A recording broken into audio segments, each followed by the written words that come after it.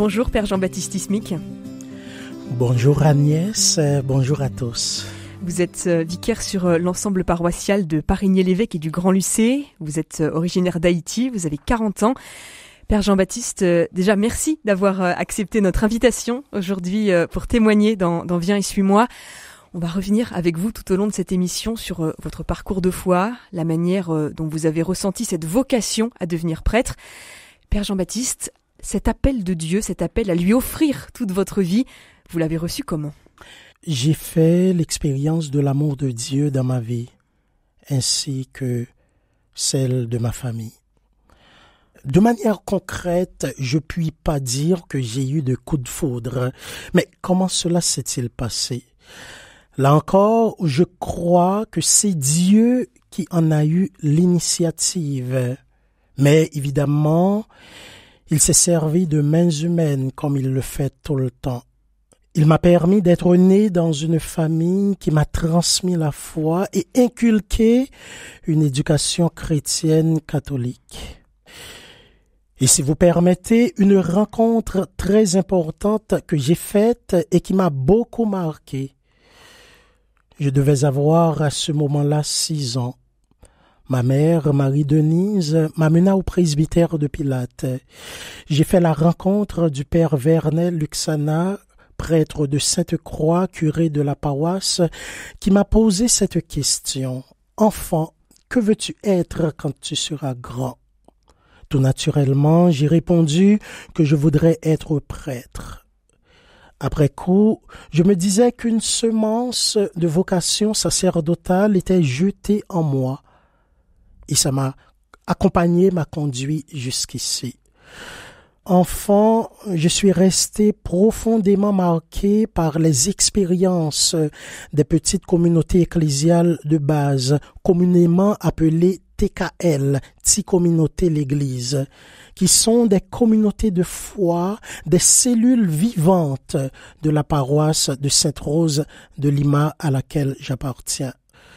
J'étais servant d'autel, donc j'ai été toujours près des prêtres. J'ai été aussi membre du mouvement eucharistique des jeunes, le MEJ, qui a beaucoup fait de moi ce que je suis aujourd'hui.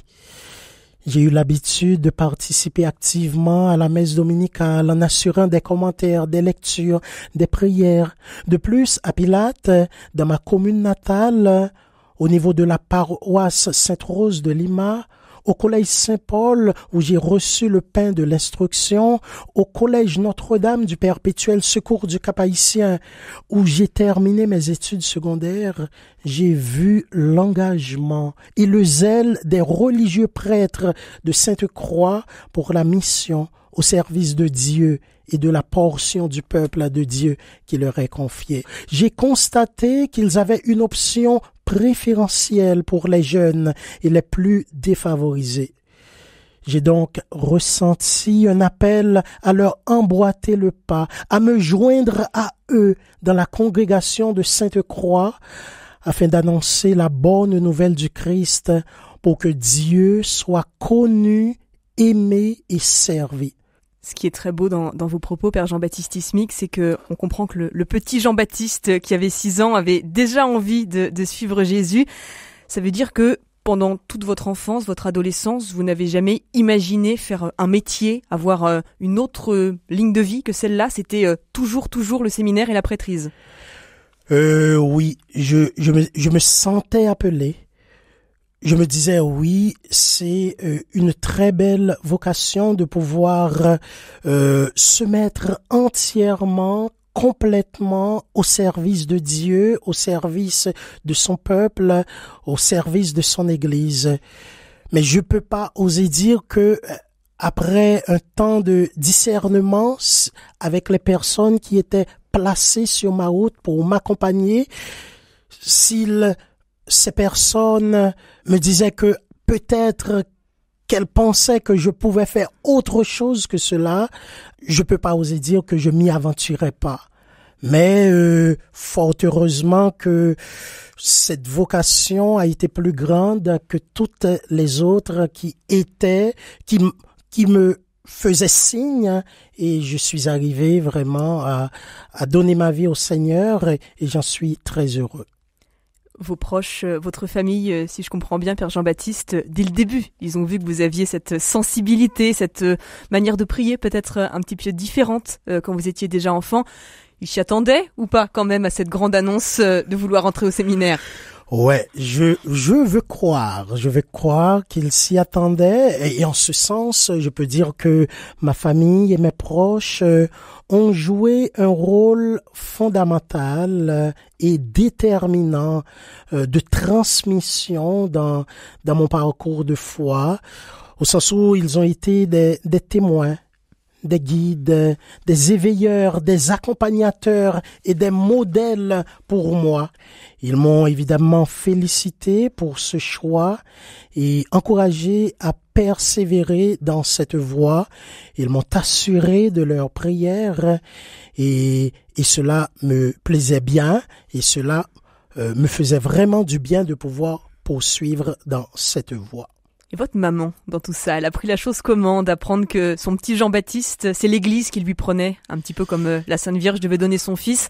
Parfois, pour une maman de prêtre, ça peut être un peu difficile de savoir que c'est pas par ce petit garçon-là qu'elle sera grand-mère et que la vie qu'il va générer sera une vie spirituelle, qu'il aura une paternité différente.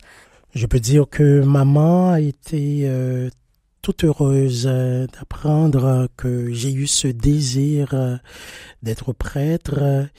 Et elle m'a encouragé dans cette voie. Je m'en souviens bien, là encore, aujourd'hui, quand elle m'a dit, si tu as vraiment ressenti que c'est le Seigneur qui t'appelle, donne-toi à fond, ouvre ton cœur et sois vraiment fidèle à cette mission et vas-y, je suis derrière toi, je t'accompagne. Sur ce, je peux dire que le fait de donner ma vie au Seigneur, je crois que ma mère l'avait comprise comme une sorte de don fait à Dieu et à son Église aussi, parce qu'en réalité, tout est don, tout est grâce, et fort heureusement au niveau de ma famille, nous sommes plusieurs, donc je suis pas enfant unique, et là encore, je me souviens d'une sœur, une religieuse canadienne, sœur Madeleine, qui m'avait dit une fois, Ismik, je suis très contente d'apprendre que tu vas devenir prêtre parce que tu as eu ton frère Bertrand qui était très engagé dans l'église et qu'on pensait qu'il allait suivre cette même voie, mais on l'a perdu en quelque sorte. Mais heureusement qu'on t'a eu. Donc ça aussi, ça m'avait beaucoup encouragé. Donc vous aviez fait cette annonce à votre maman, vous aviez quel âge ? C'était justement après la terminale, j'avais 18 ans. Ouais, c'est vrai que j'ai eu le projet, mais je caressais tout cela. Je voulais pas en parler trop à tout le monde, même si beaucoup de gens, en tout cas, avaient cette intuition que j'allais prendre cette voie. Et ça, j'ai trouvé que c'était chouette aussi. C'était intéressant au sens où des camarades de classe ont eu l'habitude de m'appeler mon père. Donc ça me plaisait et ça m'encourageait. Vraiment. Votre séminaire, alors, Père Jean-Baptiste, il s'est passé un petit peu aux quatre coins du monde. Hein. Ça s'est pas fait seulement en Haïti. Vous avez pas mal baroudé, si je peux me permettre, mais toujours à la suite du Christ. Viens et suis-moi, ça prend tout son sens. Oui, le Seigneur m'appelle et je me dis, me voici pour faire sa volonté et je suis prêt à aller là où il m'envoie, là où il me demande de suivre ma formation. C'est pourquoi j'ai fait une partie de ma formation en Haïti et une autre partie en Amérique latine, précisément au Chili. D'abord, j'ai fait le postulat à Fort-Liberté et au Borgne. Ensuite, le noviciat au Cap-Haïtien, la deuxième ville du pays. Le philosophat ou le post-noviciat au Scholastica de Sainte-Croix, à Port-au-Prince. J'ai fait le séminaire, le cycle philosophique de manière précise au grand séminaire Notre-Dame de Cazaux. Donc, à la fin du noviciat, j'ai fait ce qu'on appelle les premiers vœux de pauvreté, de chasteté et d'obéissance. Donc, j'ai fait ma première profession, c'est-à-dire j'ai consacré ma vie au Seigneur en m'engageant à vivre selon les exigences de ses conseils évangéliques. Et chaque année, je renouvelle les vœux jusqu'à la profession définitive. Ensuite, j'ai fait la deuxième partie de ma formation à la maison de formation internationale de Sainte-Croix au Chili, où j'ai étudié la théologie pendant près de 4 ans à la Pontificia Universidad Católica de Chile, l'université pontificale du Chili. Là-bas, j'ai vécu dans une ambiance multiculturelle de Brésiliens, de Péruviens, d'Haïtiens, de Chiliens, de Mexicains, d'Argentins, de Colombiens. Donc, c'était vraiment une expérience formidable. Donc ça, c'était jusqu'en 2014 et 2013. Il y a eu l'élection du pape François, le premier pape originaire d'un pays d'Amérique du Sud, un pape argentin. Ça a été vécu comment, là où vous étiez ? Oh, ça a été vraiment l'effervescence et je m'en souviens bien lorsque le directeur de la formation nous avait annoncé cette nouvelle. Quand on l'avait apprise aussi, ça a été vraiment une joie, une allégresse, et surtout que le pape François a fait une partie de ses études à l'université pontificale du Chili. D'ailleurs, je crois, si je ne m'en abuse, c'est le pape Benoît XVI qui devait aller au JMJ à Rio en 2013, et c'est le pape François qui y a été. Et moi-même, j'ai eu le bonheur de voir le pape François à quelques mètres. J'ai failli le toucher même, donc à Rio. Donc ça a été vraiment une grande joie, une fierté pour l'Église tout entière, mais aussi pour l'Église de l'Amérique latine, notamment du Chili, de l'Argentine. Donc vous pouvez dire que vous avez fréquenté la même université que le pape. C'est pas fréquent, je peux quand pas même. dire le contraire. Donc ça, c'était jusqu'en 2014, et après vous êtes rentré au Bercail d'une certaine manière après les études théologiques. Il s'est passé quoi après en termes de mission ? Tout à fait. En 2014, je suis rentré au Bercail après les études théologiques. J'ai été envoyé en mission à Fort-Liberté où j'ai exercé la fonction de directeur des études, mais aussi d'enseignant, notamment de matières de français, d'espagnol, de formation humaine au collège Saint-Eugène de Masnaude. À la fin de l'année civile, soit le 20 décembre 2014, j'ai fait ma profession définitive à la chapelle Saint-Joseph au Cap-Haïtien, et le lendemain, soit le 21 décembre de la même année, donc j'ai été ordonné diacre à l'église Saint-Pierre et Saint-Paul du Limbé par l'imposition des mains de Monseigneur Yves-Marie Payan, évêque des Gonaïves. Finalement, j'ai été ordonné prêtre le samedi 27 juin 2015 au Cap-Haïtien à l'occasion de la fête de Notre-Dame du Perpétuel Secours, qui est la patronne d'Haïti, la patronne aussi de notre province et la patronne de beaucoup d'institutions en Haïti. Parce que c'est important de rappeler à nos auditeurs que vous êtes prêtre, mais religieux pour la congrégation de Sainte-Croix. D'ailleurs, nos auditeurs ne le voient pas, mais autour du cou, vous avez cette très belle croix argentée avec 2 symboles en dessous. Est-ce que vous voudriez bien nous expliquer, Père Jean-Baptiste, ce que vous portez ? Là, c'est la croix, et les 2 ancres, c'est le symbole de la congrégation de Sainte-Croix. D'ailleurs, la devise de notre communauté, c'est Ave Cruz aux Spes Unica, donc salut aux croix, notre unique espérance, et c'est pratiquement une sorte de symbole de foi, symbole d'espérance, symbole d'unité, et ça fait l'harmonie qui existe entre les prêtres et les frères de la congrégation, et aussi partout où l'on va en mission, on est ancré sur la terre au service du peuple de Dieu. Cette notion de se mettre au service, d'être complètement donné à Dieu, ça c'était tout le but de votre ordination sacerdotale. Qu'est-ce que vous avez ressenti ? Vous avez dit c'était fin juin 2015 au Cap-Haïtien. Qu'est-ce qui s'est passé dans votre âme ce jour-là, Père Jean-Baptiste ? Agnès, je peux vous affirmer que ce jour-là, j'ai été rempli d'émotions. J'ai été habité par une joie non terrestre, indescriptible. J'ai éprouvé des sentiments de joie et de bonheur intense. J'ai été en action de grâce pour cette grâce spéciale de la part du Seigneur. Ce jour de fête et de joie que fit le Seigneur restera à jamais gravé dans ma mémoire et mon cœur. C'était un beau samedi ensoleillé du mois de juin, de manière précise, comme je vous ai dit tantôt, le 27 juin de l'an 2015, jour de la fête de Notre-Dame du Perpétuel Secours, qui m'accompagne toujours et me met sous son manteau de grâce et de protection. J'étais ravi d'être entouré de ma famille, de mes proches, des amis, des confrères et consoeurs de Sainte-Croix qui venaient de partout à l'occasion. Être prêtre, c'est être configuré au Christ, c'est aussi parfois porter sa croix.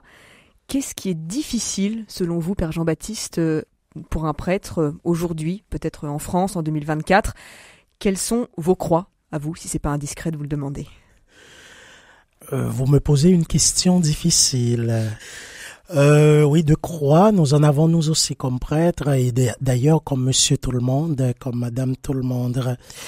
Si vous voulez, pour tenter de répondre plus précisément à votre question, à mes yeux, ce qui peut être difficile en tant que prêtre, c'est de prendre conscience qu'on n'est pas toujours à la hauteur de sa vocation, dans sa relation à Dieu, à son prochain et à soi-même.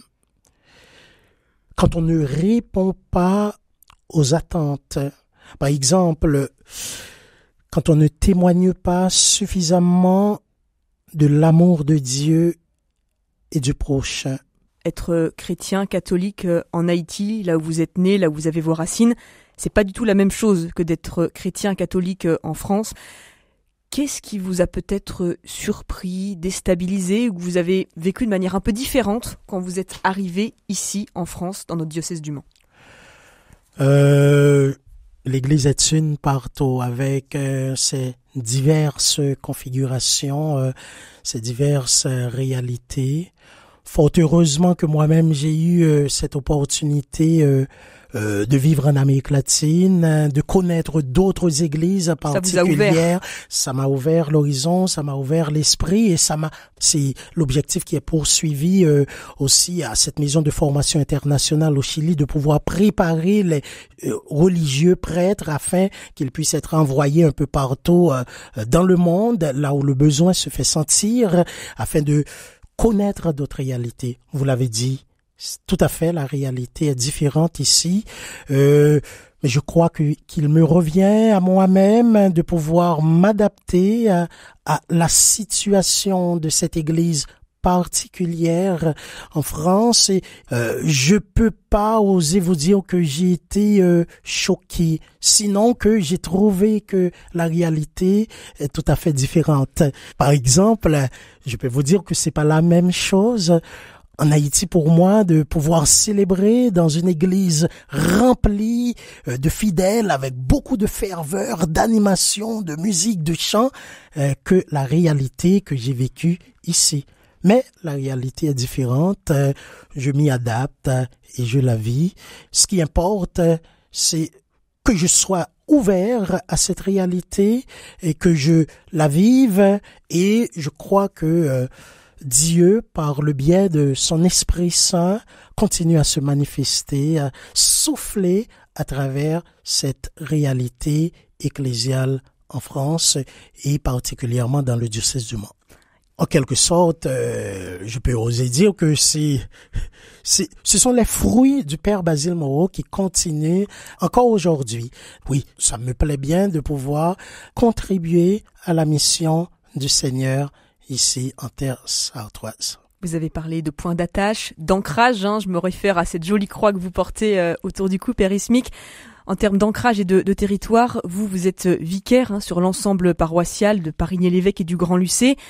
Quelles sont vos joies ? Qu'est-ce qui vous plaît à être comme ça, ancré dans un territoire chez nous ?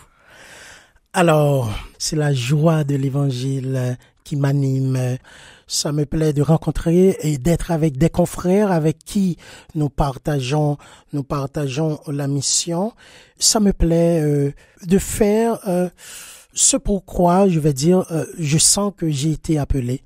Annoncer le Christ, annoncer son règne de paix, son règne d'amour, son règne de justice. On a parlé de ce qui vous semblait parfois difficile dans votre ministère, Père Jean-Baptiste Ismic. À l'inverse, qu'est-ce qui vous paraît le plus beau dans tout ce que vous avez pu vivre de ces 9 années de sacerdoce déjà ? Dans ma mission de prêtre, ce que je peux oser dire qui me touche beaucoup, c'est de pouvoir être toujours habité par la joie du Christ, par une paix intérieure, que ce soit dans la célébration des sacrements, tous les sacrements, que ce soit dans ma manière de me sentir porté par le Christ, porté par les autres, porté par toutes les personnes de bonne volonté que le Seigneur lui-même a mises sur mon chemin. Je suis heureux de pouvoir annoncer le Christ, de pouvoir témoigner de son évangile, de pouvoir vivre de son amour et de sa paix. Quelle est la place qui reste aujourd'hui pour l'homme ou pour Jean-Baptiste, tout simplement, en dehors du ministère, même si on est prêtre 24 heures sur 24, évidemment. Est-ce que vous avez encore des moments de temps libre ? Je crois que vous aimez bien le football, si mes informations sont bonnes. Vous avez encore le temps d'aller taper dans le ballon ou c'est plus possible ? Vous avez raison, Agnès. Pour tout vous dire, vous avez de bonnes informations, Agnès. Mais ces derniers temps, j'ai pas eu suffisamment d'occasion de le pratiquer. Récemment, j'ai repris les entraînements. Je m'en réjouis beaucoup. J'éprouve de la joie aussi à regarder quelques matchs de foot à la télé quand le temps me le permet. Je me fais aussi le plaisir de marcher presque quotidiennement au moins 30 minutes pour garder le corps et l'esprit en pleine forme. Quand vous parlez du football, des entraînements, vous jouez en équipe, vous jouez où ? Racontez-nous. Eh bien, moi, je joue à Parigné. Vous savez, à Parigné-l'Évêque, il y a un stade et je me suis renseigné qu'il y a un club de foot senior masculin, évidemment. Donc, je me suis inscrit. Et là, j'ai commencé les entraînements avec les copains et ça, c'est vraiment chouette de pouvoir jouer. Hier soir, j'ai eu un entraînement de 19h30 jusqu'à 21h au terrain. Donc, j'ai beaucoup profité de ce temps. Et puis même quand on porte le maillot, c'est une manière d'évangéliser aussi. Comment est-ce qu'ils voient ça, les autres joueurs ? C'est vrai. C'est une manière d'annoncer l'évangile, d'être témoin du Christ au milieu de ses collègues, on va dire comme ça, de ses camarades, coéquipiers, qui sans doute ne sont pas trop proches de manière générale de l'Église. Mais vous savez, à force d'échanger avec eux, il peut toujours y avoir un déclic. Il pose des questions et on est ouvert. Vous savez aussi, Agnès, l'importance du sport, du foot dans la vie, combien ça permet aux gens de se rencontrer, d'échanger, de se rassembler, de s'entendre, de promouvoir la paix. Et je vais vous faire une confidence. Il y a un coach adjoint de ce club et quelqu'un que j'avais accompagné pendant un temps pour sa préparation au mariage et que j'ai célébré son mariage aussi. Donc, il était tout heureux quand il m'a vu venir jouer avec lui, avec les autres coéquipiers.